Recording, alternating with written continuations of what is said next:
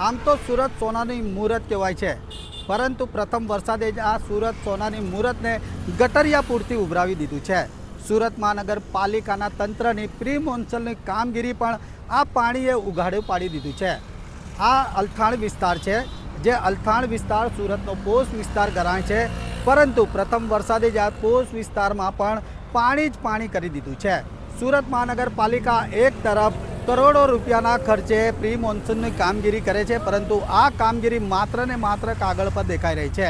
ખાડીના પૂર પણ રોડ પર આવી ગયા છે, રોડ રસ્તા પણ અત્યારે પાણીમાં ગરકાવ થયા છે, પરંતુ મહાનગરપાલિકા માત્ર ને માત્ર તપાસ કરવાની વાત કરે છે, જવાબદાર અધિકારી સામે પગલાં લેવાની વાત કરે છે, પરંતુ અત્યારે ચિત્ર કંઈ જુદું જ દેખાઈ રહ્યું છે। શું આવી પ્રી મોન્સૂનની કામગીરી હશે? શું આવા સવાલો ઊભા થયા છે, જેવા સવાલોને લઈને અત્યારે પણ અનેક ચર્ચા ઉઠવા પામી છે, પરંતુ સુરત મહાનગરપાલિકા અત્યારે પ્રી મોન્સૂનની કામગીરીમાં નિષ્ફળ નીવડી હોય તેવું અત્યારે દેખાઈ રહ્યું છે। કેમેરામેન જયશ્રી સાગરની સાથે ધીરજ સુમરા, લોકવિશ્વાસ ન્યૂઝ।